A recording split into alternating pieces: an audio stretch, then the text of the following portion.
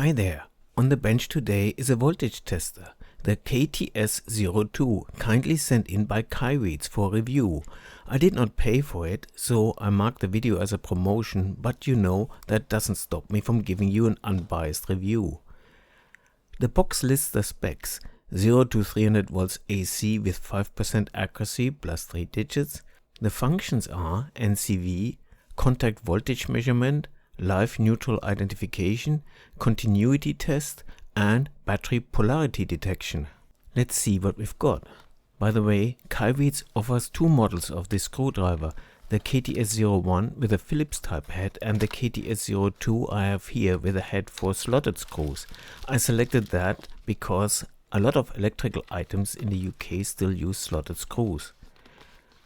Wow, that thing is a lot larger than I imagined it. And there's even a AAA battery included. I spot a manual too, but it's firmly wedged in the middle of the box. I have to use forceps to get it out. This is a substantial screwdriver and it has some heft already, even without the battery. Its rubberized handle feels quite comfortable. Looking for the battery compartment, and the obvious place is the rear cap, which does indeed unscrew. In goes the battery. But nothing happens when I press the on button. Maybe the battery goes the other way around? And indeed, that does the trick. Maybe I really should have looked at the manual.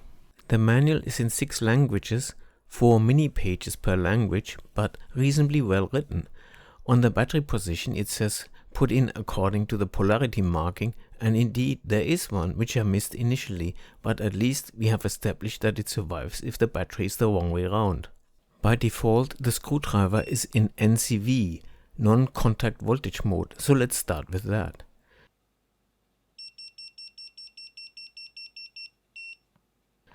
It shows a V and beeps if it detects any voltage. Sorry, I wandered out of the frame here, but you can hear the beeping when it detects something. The sensitivity is increased if you really grasp the handle and just listen to the beeps instead of looking at the display or try showing it to the camera. Touching the live turns the display red and causes a fast beep.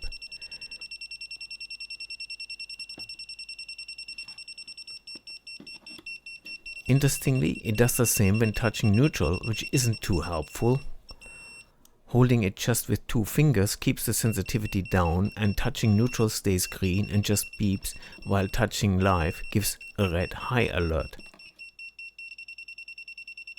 Keeping the first button marked with a V pressed switches the screwdriver into AC volts mode. This is interesting because this tester connects, of course, just with one contact, so how well can it determine the actual voltage? Touching live gives 206 volts or so, when in fact the actual voltage is 233. The tester gives an indication, but it's not terribly accurate. But if I touch earth with my other hand, in this case through the green test lead, the reading jumps to 236 volts, very close to the actual value.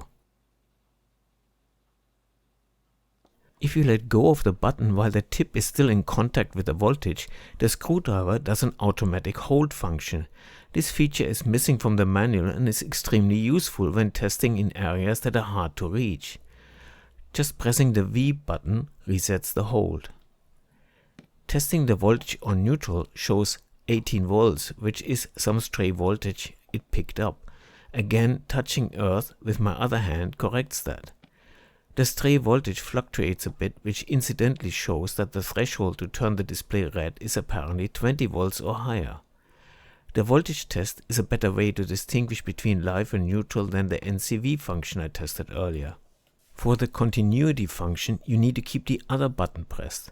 It shows a P-C, P for polarity test, I will try in a moment, and C for continuity.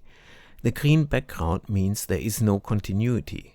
Picking up a fuse and holding one end while touching the other with a tester causes the display to beep and turn red if there is continuity, meaning, in this case, the fuse is good. And so is this one. But this one is blown. This is a very easy test and much faster than doing it with a multimeter. What resistance is still considered continuity? To find out, I use my decade box. These resistors are all in series. 1 ohm is considered continuity. So is 10 ohms actually 11, since this is 1 plus 10. 111 ohms is still continuity. And so on. Ever increasing resistances, but they're all still considered continuity. Now at 11.111111 meg ohm, and it's still registered as continuity. But 100 meg is not. The high resistance is understandable because there's nothing on the screwdriver handle that provides a direct contact with your hand.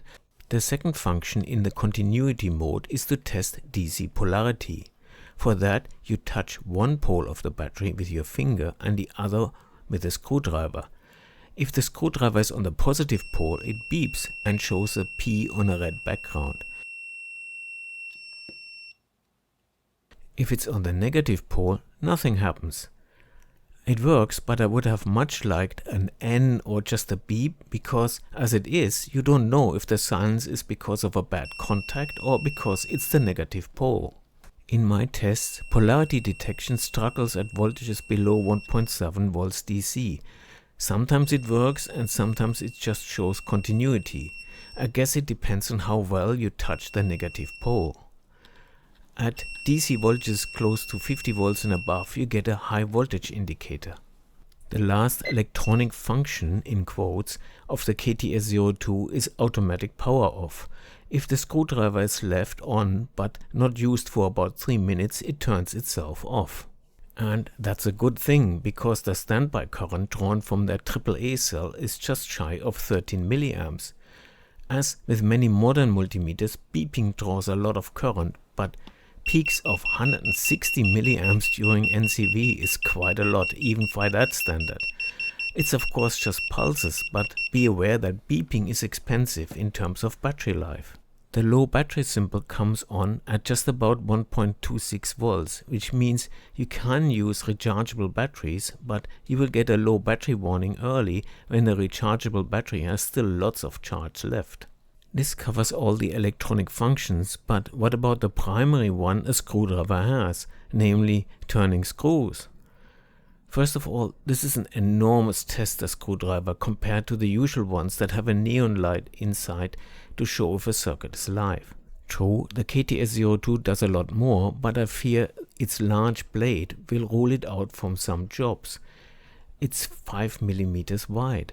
I wish KAIWEETS would make the tip interchangeable. Having different sizes and types of tips would make the KTS02 much more versatile.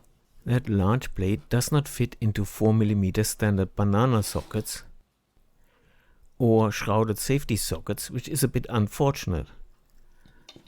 It's totally useless for small terminal strips, which are often used in lamp fittings and probably where I would have found the test function of this screwdriver most useful. It works of course on large terminal strips. Another common use case is wiring of plugs. The KTS02 is fine for opening a plug,